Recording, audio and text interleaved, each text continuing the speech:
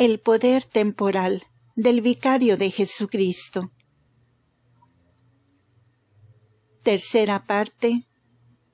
Lección 2. Por ventura, ¿no era conveniente que el Cristo padeciese todas estas cosas y entrase así en su gloria? San Lucas 24, versículo 26. Aún los amorosos y fieles corazones de los discípulos fueron asombrados y oscurecidos por la pasión de Jesús, que no supieron que su reino se cumplía. Cuando buscaron el esplendor y la majestad de su poder, se encontraron con sus humillaciones y su cruz, y por lo tanto no le conocieron cuando él se manifestó. Ellos le buscaban de una forma, y él se mostró en otra. Esperábamos que fuera él quien redimiera a Israel, y ahora ha sido crucificado, y aún su lugar de entierro está vacío. Y nuestro divino Señor les respondió: «Oh necios y tardos de corazón, para creer todo lo que anunciaron ya los profetas. ¿Por ventura no era conveniente que el Cristo padeciese todas estas cosas? ¿Que no había una ley de necesidad? ¿Que no fue predestinado? ¿Que no fue profetizado? ¿Que no había una conveniencia intrínseca en que Cristo sufriera estas cosas? Y entonces, por este medio y no por ningún otro, por medio del sufrimiento y no por el de la gloria, entrara en su reino». Esto, pues, es la suma de lo que ya he dicho. La Iglesia de Dios, estando unida a su cabeza, participa de los mismos destinos en tiempo y en eternidad, en la tierra y en el cielo. La Iglesia en la tierra comparte de la pasión del Hijo de Dios. El apóstol dice que cumplía en mi carne lo que resta de padecer a Cristo. En la carne de su cuerpo, que es la Iglesia. Y los sufrimientos que deben cumplirse sobre la tierra por todo el cuerpo místico de Cristo caen eminentemente. No diré que exclusivamente, pero enfáticamente sobre su cabeza, sobre la línea de los soberanos pontífices. Recordarán que ya hemos visto cómo toda la historia de los pontífices sobre la tierra ha sido una historia de sufrimiento, de ansiedad y de conflicto. Como por usurpación perpetua y opresión perpetua, el pueblo sobre el cual reinaban ha sido dividido y acosado. El territorio que poseen ocupado y devastado, y cómo, por una serie de restauraciones perpetuas, la mano de Dios ha intervenido para restablecer el orden que Él mismo ha creado.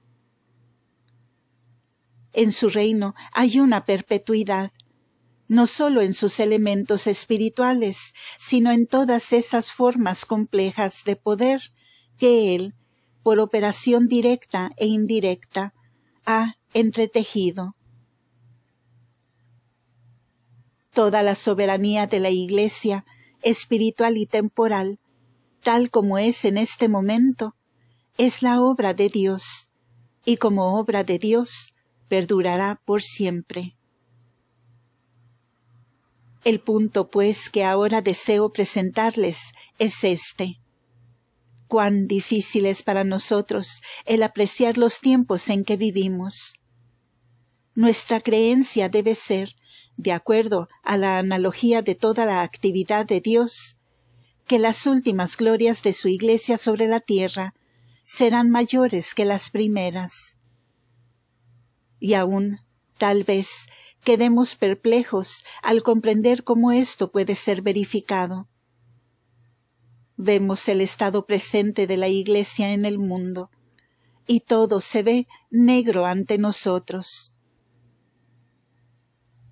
La razón es esta, que es difícil para nosotros prever y comprender los días en que estamos. Como no podemos medir la moción por la que se nos lleva, como ningún hombre tal vez conozca su propio rostro o tenga conciencia de su propia estatura, así es con los tiempos que están sobre nosotros. Los males llenan todo nuestro campo de visión. Parecen ser tan vastos y tan abrumadores, y aquello que es bueno es tan escaso y difícil de encontrar, porque los males están presentes en el poder. Pero el bien es generalmente germinal y para el futuro. Por lo tanto, es necesario que se conozca el presente por retrospectiva. Y los mejores tiempos y los más gloriosos son, a menudo, aquellos que se miran más oscuros cuando están cerca. Los días, pues, que están sobre nosotros ahora, aunque se divisen sombras pesadas y nubes negras sobre el horizonte, serán, sin duda, en adelante, gloriosos para los que los miren de lejos. Y puedo decir sin temeridad que serán más gloriosos que aquellos sobre los que leemos en la historia de la Iglesia. Para poder mostrar esto, deseo examinar, tan brevemente como pueda, ciertos otros períodos de la historia que vemos como períodos de especial gloria, y para mostrar que fueron momentos que aquellos que vivieron en ellos los vieron como tiempos de gran oscuridad, sufrimiento y tribulación, colmados con males conocidos y desconocidos para el presente y para el futuro. Primeramente, veamos los tiempos del primer y gran San Gregorio, a quien se le adjunta el nombre de Magno, porque en su propia persona parecía sumar las glorias de la Iglesia sobre la tierra. Primero fue santo, brillando con el resplandeciente esplendor de una singular santidad, un sol en el firmamento de la Iglesia. Luego era doctor, el último de las 4 grandes luces, a quien la Iglesia le dio esplendor como a ningún otro. Hay 4 evangelios y hay 4 doctores. 4 luces posicionadas en las 4 esquinas de la Iglesia. También fue el apóstol de las naciones. Inglaterra le debe su cristianismo, y toda la raza anglosajona que continúa fiel a la Santa Sede hasta este día por todo el mundo, son los hijos e hijas de San Gregorio Magno. Por último, fue un patriarca, reinando con una influencia parental especial, reinando sobre los 23 patrimonios de la Santa Sede, con una autoridad tan benigna y dulce, tan llena de prudencia evangélica y del Espíritu de Dios, que moldeó a su voluntad los corazones de los hombres, y por amor y la ley de Jesús asentó los cimientos del orden cristiano que se difunde por el mundo. Recordamos entonces los tiempos de San Gregorio como tiempos de especial gloria. Pero, ¿fueron así en realidad? Roma fue desolada por la pestilencia. Por 7 meses la Santa Sede estuvo vacante. Pelagio, el último pontífice, murió de la plaga. Las procesiones que salían a las calles fueron tan abatidas por la plaga que en medio de una ceremonia sagrada, en una sola, 80 hombres cayeron muertos. En dicho momento fue, cuando Roma estaba plagada y desolada, que San Gregorio ascendió al trono del apóstol. Y cuando miró a su alrededor, ¿qué fue lo que vio? ¿Era el mundo cristiano lo que vemos en estos días?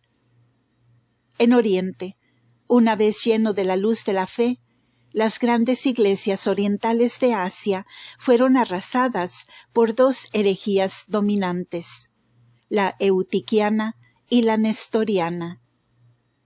Su veneno se había propagado hasta China. El espíritu del cisma ya se había apoderado de Constantinopla, y los emperadores de Oriente se habían convertido en predecesores de los anticristos imperiales de la Edad Media.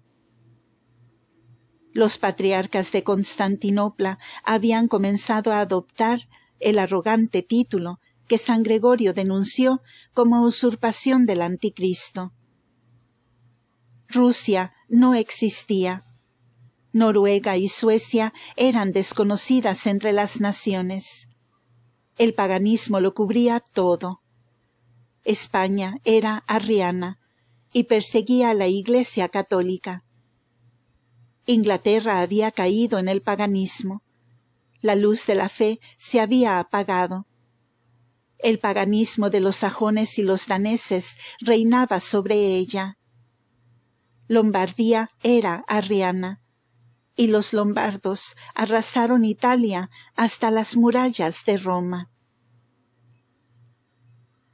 Tal era el mundo sobre el cual San Gregorio reinó y penó. Su vida, como la del profeta Jeremías, fue una incesante lamentación. Quien lea sus cartas y sus exposiciones sobre las Sagradas Escrituras, encontrará el perpetuo estrago de su duelo por la desolación de Roma y la muerte del mundo. Dice, Roma ha sido arrasada, su estructura disuelta. No solo su gloria, sino su vida se ha marchado. Morimos a diario. Duelo y pena están por todos lados. Corremos tras el mundo, y el mundo huye de nosotros. Nos le aferramos, y se va. Creía que el fin de todo había llegado. Así fueron en sus ojos los tiempos en que, vistos bajo la despejada luz de la historia, la gloria nos es tan grandiosa y espléndida. Pasemos unos 200 años, y llega otro periodo de grandiosidad cristiana, la era de San León III, de quien concebimos que debió haber sido en verdad majestuoso e imponente. ¿Quién podía crear un emperador y un imperio colmado de la Europa moderna? ¿Y qué debió haber sido el árbol que arrojó tal semilla, que contenía la nobleza de un bosque? No podemos ni imaginarnos qué tan vasto debe haber sido el poder de un tal pontífice, y qué tan espléndido y fuera de toda proporción a estos últimos tiempos debe haber sido la época en que él vivió. Pero, ¿cómo fue en verdad? San León vivió en una era en que el mahometanismo se había ya hecho de 3 grandes patriarcados orientales. Jerusalén, Antioquía y Alejandría estaban en manos del falso profeta.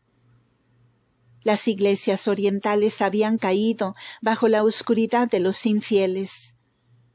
África septentrional había sido barrida por ellos. 500 sedes episcopales, se dijo, fueron totalmente derrocadas. Las iglesias de San Cipriano y de San Agustín y de San Optato fueron tomadas por el anticristo oriental. El mahometismo había penetrado en España, había entrado por el sur y estaba abarcando la cristiandad.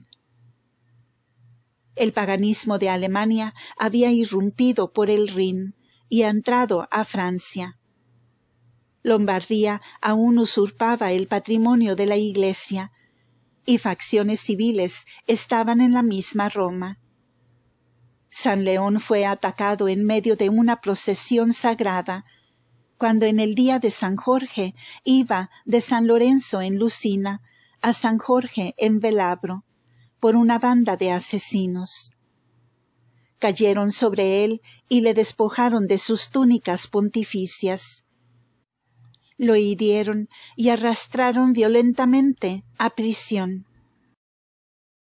Tales fueron los tiempos en los que él vivió, y tal fue la causa por la que invocó la ayuda de Carlomagno, en cuya ceja, en el día de la Natividad, colocó la diadema del imperio.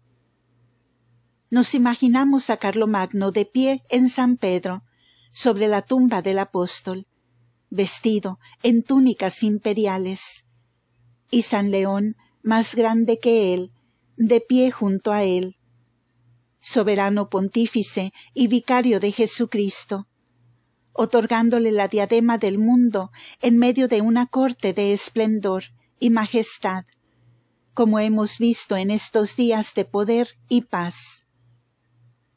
No fue en medio de solemnidades navideñas, sino de humillación, tumulto y ataque personal, que este gran acto del mundo cristiano fue hecho. Los días eran más oscuros que los nuestros, cuando la gran cabeza de los fieles arrojó la semilla a un nuevo orden, y los cimientos de la cristiandad fueron echados. Tomemos entonces otro periodo, el de San Gregorio VII, unos 200 o 300 años después. Nos lo imaginamos como historiadores, especialmente aquellos que no tienen la luz de la fe, se aficionan en dibujarlo en la majestad y elevación de su poder soberano, reposando en la fortaleza de Canosa, mientras un emperador de Alemania esperaba del otro lado de la cerca de los Apeninos nevados, toda la noche, hasta que al pontífice le complació absolverlo de las censuras de la Iglesia. Imaginamos que San Gregorio estaba entonces en la cúspide de su grandeza y la plenitud de su poder, y ejercía una influencia sin límites sobre la Iglesia de Dios y las naciones del mundo. Pero esos tiempos fueron tiempos de conflicto mayores que ninguno otro antes. En el justo momento, cuando ascendió al trono de los apóstoles, la Iglesia estaba en cada parte de Europa, gimiendo bajo la opresión de los poderes civiles. 200 años han pasado desde esa Navidad, día en que San León había creado el imperio. Monarquías y estados se han alzado en Europa occidental. En cada uno de ellos, los que han gobernado en el orden civil se volvieron opresores de la Iglesia. En cada lugar usurparon el poder eclesiástico y compitieron con la Santa Sede. Los territorios del Estado eclesiástico estaban en tal condición que sólo puedo describirlo en las palabras del mismo San Gregorio, en una carta al abad de Cluny, en cuyo monasterio él había sido monje. Dice, cito, Gregorio, obispo, siervo de los siervos de Dios, a Hugh, abad de Cluny, salud y bendición apostólica. Si puede ser, deseo que usted sepa bien cuán grande pena me presiona y cuán grande peso, renovado día a día, pesa sobre mí, que su compasión fraterna se incline hacia mí, y que su corazón y sus lágrimas se derramen ante Dios en oración. Que Jesús, que se hizo pobre por nosotros, por quien todas las cosas fueron hechas, y que reina sobre todas las cosas, extienda su mano, y con su acostumbrada bondad me libre de mi miseria, pues a menudo le he rogado, como me lo permite, que me lleve de esta presente vida, o que me haga útil a nuestra Madre en común. Sin embargo, Él no me ha librado de esta angustia. Tampoco mi vida ha beneficiado a la Iglesia, en el vínculo al cual me ha unido, porque un dolor abrumador y una pena general me rodea por cada lado. La Iglesia oriental, por instinto del demonio, se ha revelado de la fe católica, y en sus miembros el viejo enemigo por todas partes les da muerte a los cristianos. Cuando veo hacia el occidente o hacia el sur o el norte, apenas puedo ver a un obispo que por su entrada en el episcopado o por su vida sea como los cánones lo demandan, gobernando al pueblo cristiano por amor de Cristo y no por ambición mundana. Y de entre todos los príncipes seculares, ni uno que prefiera el honor de Dios al suyo propio, o justicia que ganar. Yo lo sé. Y de la gente entre la que vivo, me refiero a los romanos, los lombardos y los normanos. Como les digo a menudo, son de alguna manera peor que los judíos y los paganos. Fin de cita. Al ascender al trono apostólico, encontró 3 grandes males devastando a la Iglesia. La primera era la inmoralidad y la simonía en los lugares más altos. La siguiente era la supremacía del poder temporal sobre el espíritu. Y la tercera, mucho más penetrante y mucho más sutil, fue el reclamo de los poderes civiles para darles investidura aún a las funciones espirituales con anillo y báculo.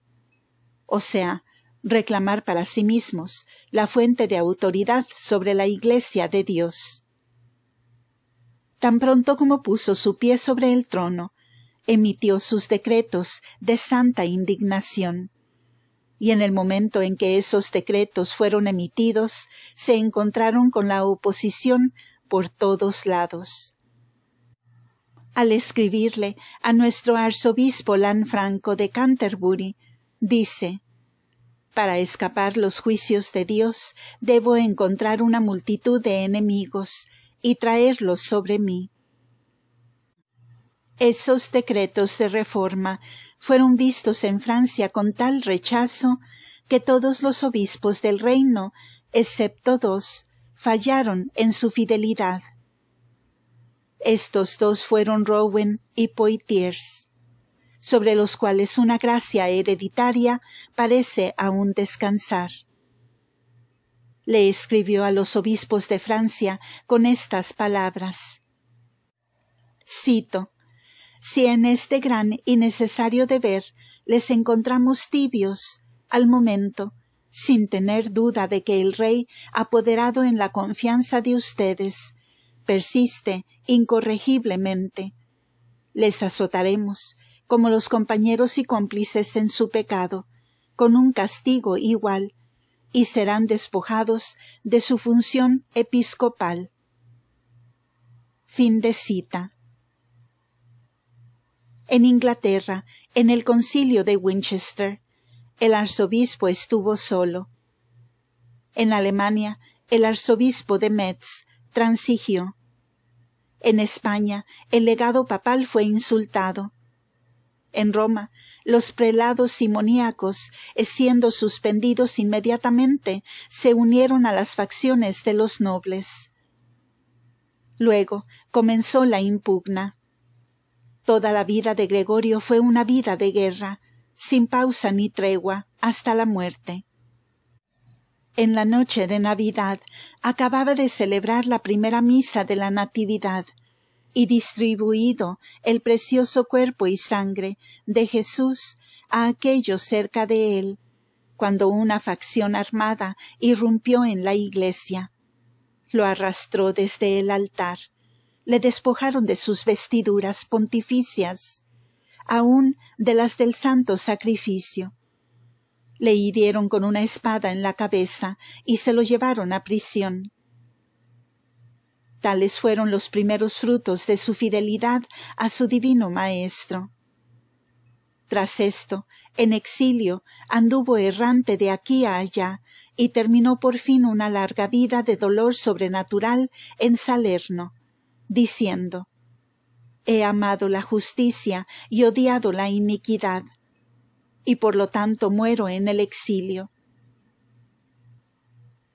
Así fue el gran San Gregorio VII, a quien vemos como el más glorioso de los pontífices de la Edad Media.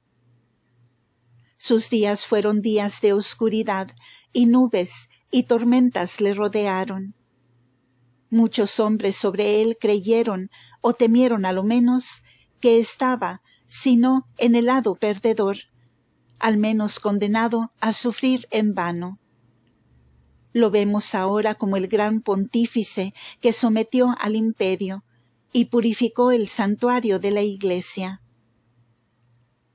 Luego, un poco más después, tomemos el período de Alejandro III, que se nos describe en la historia montando su palafrén con un rey de Francia y un rey de Inglaterra por cada lado, o en conferencia con el emperador de Venecia, y recibiendo su completa concesión y reconocimiento de las grandes prerrogativas por las cuales San Gregorio VII había combatido y sufrido. Investimos a Alejandro III con un exceso de majestad, con todos los atributos del esplendor pontificio, y suponemos que fue la cabeza de todos los poderes del mundo, y sus días como días de imperio y no de conflicto. Pero, ¿cuál es la verdad? Tan pronto como fue electo, un antipapa fue creado por el emperador. El mismo poder le ocasionó ser encarcelado en el mismo día de su elección. No pudo ser consagrado con las solemnidades usuales de los pontífices, pero fue consagrado en una parroquia. Fue obligado a abandonar la ciudad de Roma y buscar refugio en Terracina y Anagni y Tusculum. A partir de entonces, por 7 años, anduvo errante de aquí a allá. Su vida la pasó en solitario conflicto con todos los poderes del mundo desplegados contra él. Por esos días, el mahometanismo había ya barrido todo alrededor del sur y reinaba en España. Parecía como si el poder del anticristo estuviera a punto de destruir la cristiandad. El cisma de Oriente ya se había autorrealizado. Constantinopla estaba finalmente separada de la Santa Sede. Los 4 patriarcas orientales estaban bajo el dominio del cisma o del mahometanismo. Italia era arrasada por el emperador que apuntaba a establecer el antiguo imperio romano en la base de sus leyes imperiales y antiguas. Roma estaba dividida en 2 partidos rivales: los nobles y el emperador, afanándose con esclavizar a la Iglesia; el pontífice y el pueblo, reivindicando la libertad y la soberanía de Jesucristo. Era la antigua rivalidad. El Pontifex Maximus de la Roma pagana contra el Supremo Pontífice, el vicario de Jesús. La sociedad civil de Italia estaba llena de facciones perpetuamente rivalizadas. Había la facción de los sediciosos en Roma, estimulados por influencia extranjera, y de los partisanos imperiales, apuntando al reino de Italia. Y había solo un obstáculo en el camino, y ese obstáculo fue entonces, en el siglo XII, lo mismo que aún en el XIX. Roma sola se posicionó en su camino, no porque Roma fuera fuerte, porque sus paredes se derrumbarían antes del primer golpe de guerra, sino porque Roma era una fundación divina, y es el centro de los principios divinos y la fuente del poder divino. Porque Roma es la cabeza de la Iglesia de Dios, y porque Roma controla las conciencias, los corazones y las voluntades de los hombres y naciones. Por lo tanto, Roma no le pertenece a los romanos, sino a los cristianos. La cristiandad no recibiría a un imperio pagano, y el pontífice de la Iglesia de Dios es fuerte, porque representa la soberanía del Hijo de Dios, y todo el cuerpo místico del Hijo de Dios, que se rehúsa a estar sujeto al mundo. La rivalidad fue la misma entonces como ahora, y será hasta el final. El último período que tomaré es el de Clemente VII. Nos acercamos, pues, a nuestros propios tiempos. El esplendor del pontificado de los últimos 300 años tanto llena nuestras mentes, que concebimos tal vez que en el tiempo de la tal llamada Reforma, el poder y la majestad de la Santa Sede no estaban nublados como lo están en nuestros días. Pero, ¿cuál es la verdad?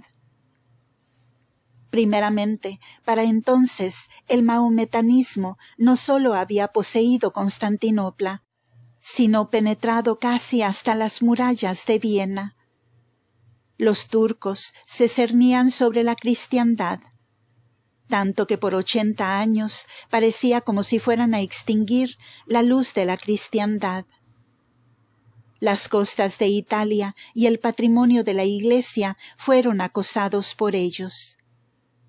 Recuerden cómo el gran San Pío V logró con sus plegarias el último derrocamiento del anticristo oriental. Hasta este momento, los peligros, los ataques del mahometanismo sobre la cristiandad se cernían perpetuamente. Las naciones de Europa, orgullosas de su nacionalidad por 200 años de cisma, a veces perfectamente realizada y siempre amenazada, estaban celosas y llenas de desobediencia hacia la Santa Sede. En Inglaterra, Enrique VIII perpetró el primer acto de separación en tiempos de Clemente VII. Lutero había comenzado a propagar su herejía. Había penetrado por toda Alemania hacia Suiza e Inglaterra y parcialmente hacia Francia y España. La condición de Italia parecía desesperanzadora. Los emperadores de Alemania enviaron un ejército contra la ciudad de Roma para asediar al padre de los fieles. Y en ese momento las facciones de Roma, dirigidas por los Colonna, una de las principales familias, por la fuerza de las armas llevaron al Papa hacia el castillo de San Angelo y asumieron el gobierno de la ciudad.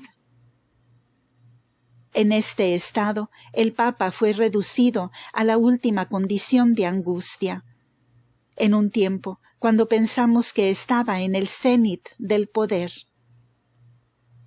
El ejército del emperador vino soltando amenazas y masacres contra los discípulos de Jesucristo. Uso las palabras intencionadamente, pues que leemos que a un noble alemán, uno de los líderes en la marcha, dijo: «Si voy a Roma, tomaré la vida del pontífice», en un lenguaje que por su vileza no repetiré. Pero Dios lo marcó con su destino. Nunca puso pie en Roma, porque una apoplejía le abatió por cierto. De igual manera, el constable de Borbón cayó de una escalera que había puesto contra las murallas.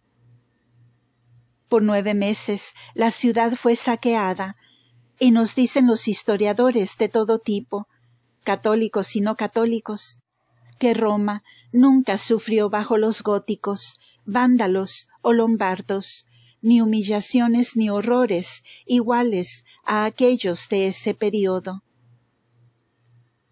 Ningún estado, ni edad, ni condición, ni sexo fue perdonado por los horrores de ese tiempo.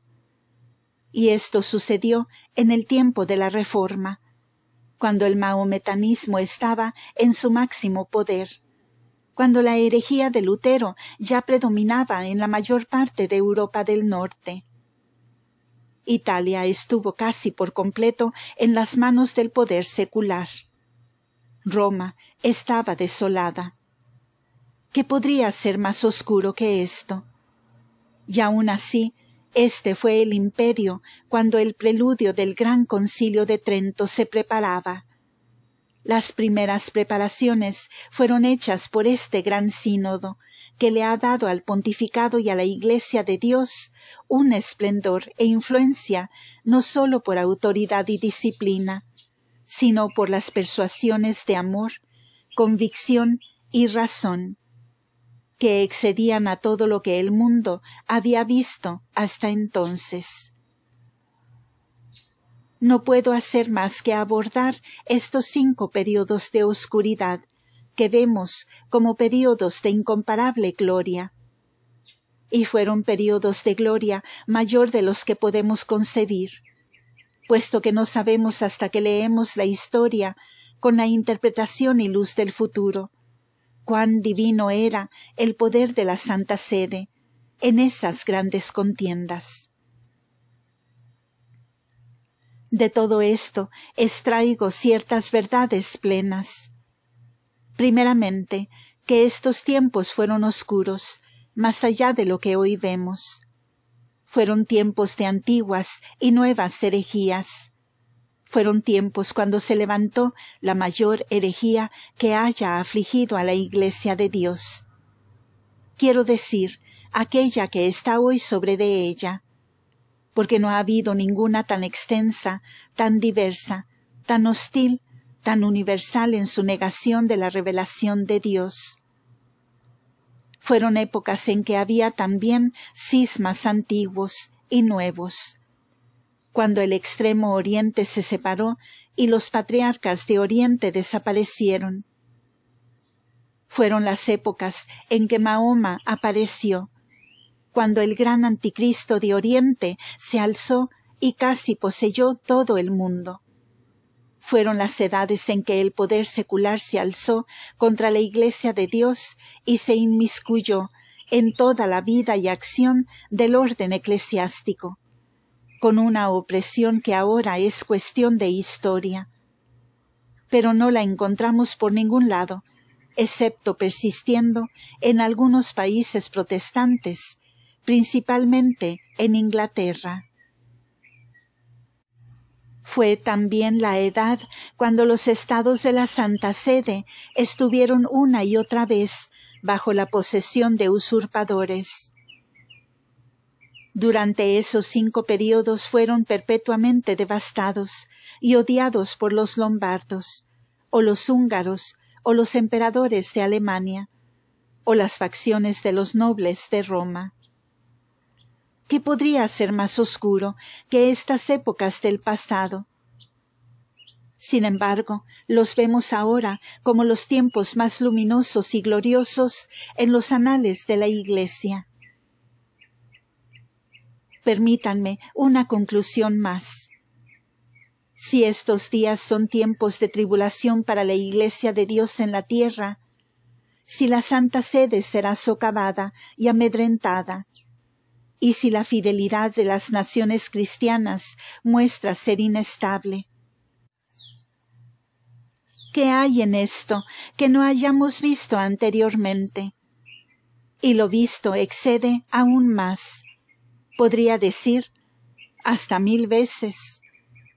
Nunca hasta ahora fue el poder de la Iglesia tan propagado, o que ocupara las 4 esquinas del mundo, y penetrara las razas paganas, y poseyera casi todo el circuito de la humanidad. Nunca hubo un tiempo en que el pontificado del sucesor de San Pedro fuera más amplio, más universalmente reconocido y amado, o más firmemente sostenido por las plegarias y los corazones de todo el mundo cristiano. Nunca hubo una vez en que el pontificado fuera más ilustrado por tales actos de poder apostólico. la creación de nuevas jerarquías y la definición de la gloria de nuestra Inmaculada Madre. Nunca hubo un tiempo en que la firmeza de la Santa Sede fuera más imperiosa, o la persona del Santo Padre, aún a los ojos del mundo, más intachable. Tenemos razón para avergonzarnos de cada hombre que ha participado en esta contienda contra la Iglesia de Dios. Emperadores y reyes, príncipes y hombres de Estado, por igual, cada uno que haya movido, ya sea la lengua o una mano contra la Santa Sede, se ha empañado y humillado a sí mismo. Pero el soberano pontífice está en la luz sin nubes. Podría preguntar, ¿qué hay en el pontificado que no sea grandioso hoy, que no será glorioso después? Pero en esto no me detendré. Resumiré todo en un principio, que aquello que parece débil en el presente estará colmado de gloria de aquí en adelante. El período de San Gregorio I fue una época de poder apostólico en la conversión de las naciones. El período de San León III fue una época de creación y la Europa cristiana nació en ella. El período de San Gregorio VII fue una época de purificación que alcanzó la vida más interna de la Iglesia de Dios. El período de Alejandro III fue una época de supremacía sobre los poderes del mundo, que habían usurpado los poderes de la Iglesia. El período de Clemente VII fue una época cuando el pontificado de Jesucristo, en la persona de su vicario, fue más que nunca desplegada y resplandeciente a los ojos de los hombres. Es una gloria que continúa constante hasta esta hora. Y por lo tanto, podemos creer que el período en el que vivimos tendrá un futuro. Veo que esos períodos se han acumulado uno sobre otro, que las glorias del primero viven en el segundo, del segundo en el tercero, del tercero en el cuarto, y así sucesivamente. Todas las glorias antecedentes que encontramos siguen sobre ella. También veo otra ley, que estas glorias se levantan, aumentan y culminan. Siempre crecen más amplias con el pasar del tiempo. Y en esto tenemos una ley establecida, a saber, que el futuro será más glorioso que en el pasado, y que las glorias de la Santa Sede serán mayores que las primeras. Saben que la revolución, esto es, el levantamiento de los hombres sin Dios, unidos para destronar al vicario de Jesucristo, aumenta, se multiplica, se agranda por toda Europa. Viene del norte como el mahometismo vino del sur, expandiéndose por toda la línea y abarcando el norte de la cristiandad, como el mahometismo rodeó el sur. Pero así como el mahometismo tuvo su batalla de Lepanto, así ciertamente la revolución dirigida contra el vicario de Jesús tendrá su derrocamiento. ¿Cuándo? ¿De qué manera? ¿Dónde o por quién? No lo sé, pero así será. Y la Iglesia de Dios permanecerá inmovible entre las ruinas. Y esta confianza se funda no sobre la historia humana, no sobre las opiniones de los hombres. Los poderes de Dios que lanzaron a los planetas en la impetuosidad de su carrera, también los controla por otra ley de sabiduría, y los guía perpetuamente en su camino certero. Se caerían al espacio infinito si no fueran sostenidos en el dulce control del orden perpetuo, que manifiesta la gloria y la sabiduría de Dios. La impetuosidad del hombre devastaría la tierra, si no hubiera una voluntad superior para controlar su acción. Sobre la voluntad del hombre está la voluntad de Dios. Se han embravecido tanto las naciones, y los pueblos maquinan vanos proyectos. Hanse coligado los reyes de la tierra, y se han confederado los príncipes contra el Señor y contra su Cristo. Pero hay una voluntad sobre todas, prescribiendo su camino. No pueden desviarse ni a la derecha ni a la izquierda. Dios está por encima de todos. Sus predestinaciones son eternas, y el tiempo llegará en que Él las lleve a cabo. Esta es nuestra confianza, una confianza en verdades y principios que son inmutables por virtud de su propia intrínseca certeza. Deben ser cuando el tiempo llegue. No pueden fallar, pues son divinas. El cielo y la tierra pasarán, pero mis palabras no pasarán. Fin de este episodio. Continuará.